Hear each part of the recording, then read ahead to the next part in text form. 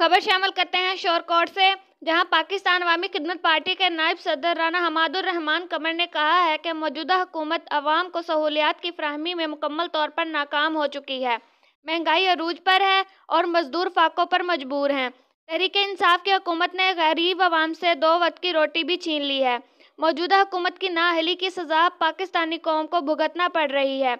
अशिया खुर्दो नोश की कीमतें आसमान से बातें कर रही हैं। महंगाई की शरह को कंट्रोल करने के लिए मौसर इक़दामात की ज़रूरत है। राना हमादुर रहमान ने मज़ीद कहा है कि अवामी खिदमत पार्टी मुश्किल के इस दौर में अपने अवाम को तनहा नहीं छोड़ेगी और खिदमत का यह सिलसिला जारी रखा जाएगा।